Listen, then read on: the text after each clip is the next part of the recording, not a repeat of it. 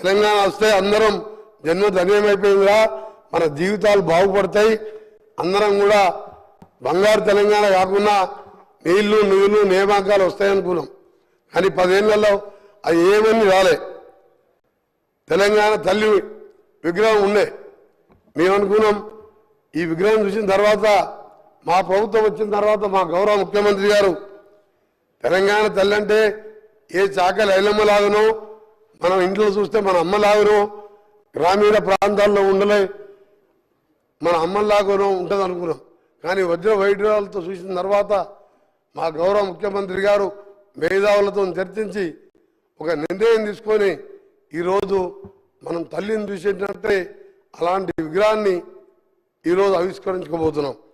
దాన్ని కూడా అవేర్నెస్ చేస్తూ నిన్న ఆ నాయకుని కుమారుడు ఓ టీవీ ఛానల్లో మాట్లాడుతూ నెక్లెస్లు డైమండ్లు ఉండొద్దంట, అవి వేసుకోబోతున్నాయి ఆయన మాటలు. అధ్యక్ష ఒకటే అడుగుతున్నా, తెలంగాణ అంటే మన ఇంతకుముందు చెప్పిన అస్తిత్వానికి గ్రామీణ పరిస్థితులకు చూడంగానే ఉట్టిపడేలా ఉండాలని చెప్పి ఒక మంచి కార్యక్రమం మేధావులతో చర్చించి తీసుకుంటే ఆయన మాట్లాడుతూ ఆయన ఒకటే అడగదలుచుకున్నా, అసలు నీ పార్టీనే కాదు ఏ పార్టీలో తెలంగాణ అనే పదమే లేదు, ఒక కాంగ్రెస్ పార్టీలో తప్ప.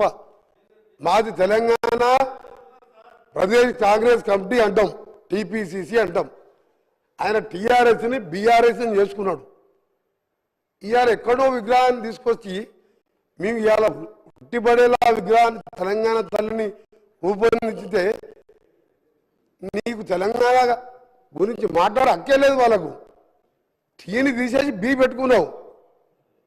మా పార్టీలో తెలంగాణ పీసీసీ ఉన్నది, టీపీసీసీ అంటాం.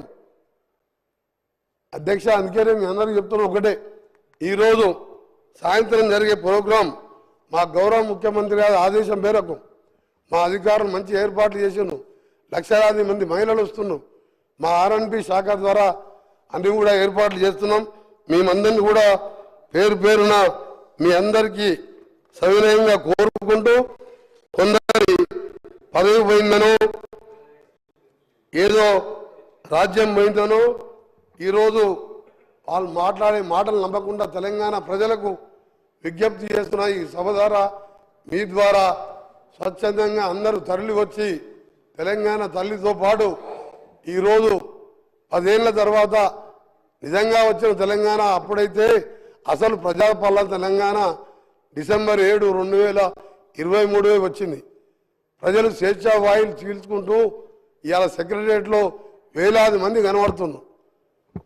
ఒక సంవత్సరం కింద సెక్రటరియట్లో నాలాంటి ఎంపీలకు పాస్ అడిగితే కూడా ఇవ్వలే. ఇవాళ సామాన్యులు వేల మంది తెలంగాణలో తిరుగుతున్నారు. అందుకనే తెలంగాణ తల్లి విగ్రహావిష్కరణకు రావాల్సిందిగా మీ ద్వారా కోరుకుంటూ, ఈరోజు మరొకసారి బీఆర్ఎస్ పార్టీ నాయకులకు మీకు తెలంగాణకు ఎప్పుడో బంధం తెగిపోయింది.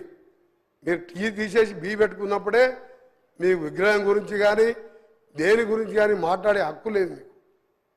అందుకనే మీ నాటకాలు ఆపిపెట్టి గౌరవ ప్రతిపక్ష నాయకుని చెప్తున్నా, అక్కడ కూర్చొనేమో దేవతన్నాం, 14 మంది కుటుంబ సభ్యులపై కాళ్ళు మొక్కొచ్చినాం. నువ్వు లేకుంటే తెలంగాణ వచ్చేదే కాదు తల్లి అన్నావు. ఇవాళ ఏం మార్పు వచ్చింది? ఇచ్చిన రుణం తీసుకోకుంటే కనీసం పుట్టినరోజు కూడా నువ్వు శుభాకాంక్షలు చెప్పలేదంటే తెలంగాణ మర్యాద ఇదేనా?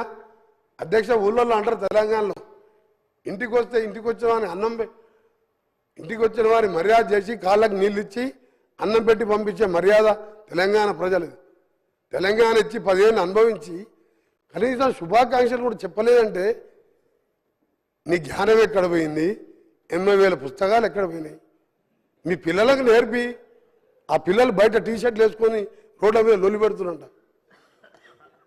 అందుకే అధ్యక్ష మీ ద్వారా తెలంగాణ ప్రజలందరికీ మరొకసారి మా ప్రియతమ నాయకురాలు నిజంగా 1100 మంది పిల్లలు తల్లిదండ్రులు ఇప్పటికీ ఆ పిల్లలను చూసి ఏడుస్తుంటారు. కానీ పైన ఉండి వాళ్ళు తెలంగాణ డిసెంబర్ 23, 7వ తారీఖు నిజమైన తెలంగాణ వచ్చిందని వాళ్ళ ఆత్మ శాంతిని కలగాలని భగవంతుని ప్రార్థిస్తూ మీకు సెలవు తీసుకుని అధ్యక్ష ధన్యవాదాలు. గౌరవ